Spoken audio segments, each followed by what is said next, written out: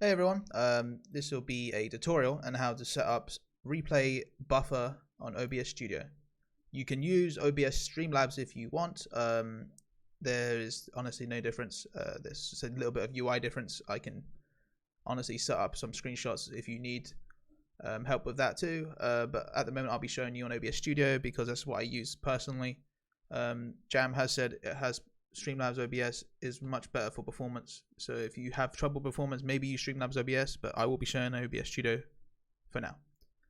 So what you want to do is obviously open up OBS Studio, and it should look like this, obviously without my scenes I already have, but you want to go down here to the bottom left, add, let's just call this DayZ Red Zone. Okay. Now once you've got that sorted, you go to sources, press add, and game capture. Game capture is what we'll be testing first. If game capture doesn't work for you, because it has sometimes in the past with DayZ, game capture has not always worked, I will show you an alternative way in a sec after I show you how to do the game capture. So if game capture is fine, we just go game capture, boom. You go into mode and you go capture specific window, and I always do capture specific window because sometimes with the full screen it again doesn't work. This is just to safeguard you to make sure it works. And then DayZ, my reason why I got DayZ is because I have it open. It's easier if you have DayZ open to set this up, so make sure you have DayZ open, or anything. This could be any game if you want to, but obviously if you're going to be using on the red zone, DayZ is the most prominent one. Press OK. So as you can see, there'll be nothing here. Before I'd show you for game capture, I just want to make to initialize that you need to make sure your audio is set up properly, so when you're capturing it doesn't mess up. So your desktop audio, make sure you go into properties and choose whatever device you know that you're going to be using while playing DayZ. Mine's a Sound Blaster XG1, cool. And then your mic, this is even more vital. Go to properties again and make sure you choose the mic that you're using, because I don't want to be hearing through your webcam mic. I want to make sure I'd be hearing through your actual mic that you're using in game. So now that you have that set up, if your mic is set up properly, you should see the green line going up and down to show that you're transmitting. So once that's set up, cool, we have it all good. Back to the game capture. So what you've done, you set up game capture, you've told it to capture DayZ, like so. You press OK. So what you do is you go into DayZ, so you tab into DayZ, and then you give it a few seconds. I say that's pretty much good. You alt tab back out to OBS, and you can see it's capturing DayZ, but it's a bit larger than it should be. The easy way to fix that, you right click on the screen here, you go transform, fit to screen, done. You now have DayZ capturing. Once that is set, that is fine. That is completely, utterly fine. You have that all sorted. If it doesn't look like this, even after the steps I've given you, there is an alternative way to capture your game.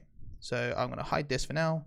Say your cam capture doesn't work, it's still black like this, even if after you've done it and you've tried to capture DayZ, this doesn't work. Go to add, go to desktop capture, go to OK, and you choose the monitor that you'll be using. Obviously your main monitor is normally display 1. Make sure you have it correct.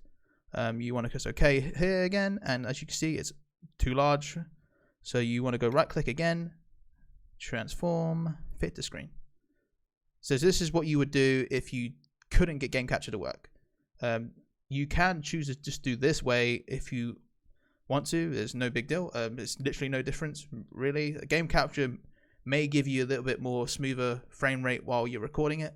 That's why game capture is honestly better, and also it doesn't literally capture everything on your desktop. So if you accidentally tabbed out, it would show your desktop, and if you didn't want stuff on there that people see, that's why streamers obviously use game capture.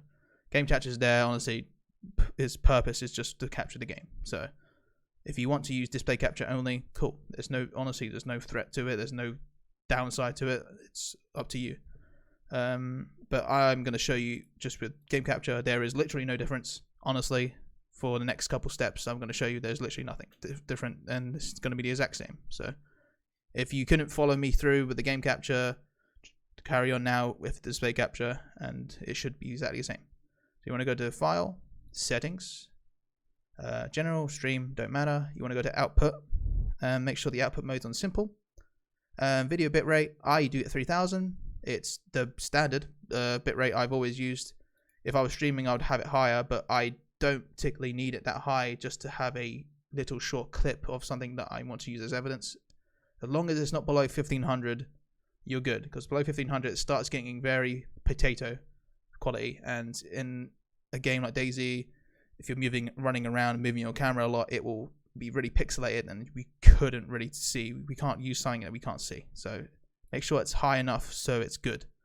I just use 3000. I would recommend just using 3000. That way it's just cool. Nothing's going to be a problem. Encoder, I use the NVENC NVIDIA encoder. You can choose to use the software. It's up to you. There's honestly no real way I can explain. It's just up to you. I know that the NVIDIA one is more of a graphics card way of encoding stuff, and the other one's more CPU. So if you have a better CPU, just press software. It's up to you. I use hardware. I'm just going to show you what I use so you can follow it, and it should work. Don't do any advanced settings. It's pointless unless you honestly are very experienced with OBS, but if you're already experienced with OBS, you probably know this anyway. So recording. So recording path. I made a DayZ folder myself, put it in my videos, and this is what I use to save all my videos in.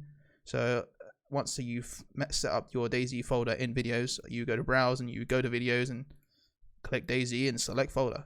Done. So now anytime you record something or use this replay buffer feature, it will save it there, and you can find it easy as fuck. So recording quality, you want to make it sure it's the same as the streaming quality, because you've already set that up. You'd have to set up again. And recording format is MP4. That way, it's honestly the most universal video format in my opinion. I've always used MP4, and you can just upload that straight to YouTube without a problem, and you'd have to convert the file. It's honestly the easiest way. Leave this blank, you don't need that. Make sure this box will look like this. So you want to make sure, this is the vital one, you need to make sure that this one is ticked so you can enable replay buffer. This is the feature we're using. It will then give you another line, and it will ask you maximum replay time, and it will probably say 30 seconds when you first open up OBS. I've changed it to 60 because that will give me a minute of time it will record. Basically, to explain this, it caches a minute gameplay in real time as you're going. So once you've pressed start replay buffer, which I'll show you in a sec, it will then start caching a minute gameplay at a time.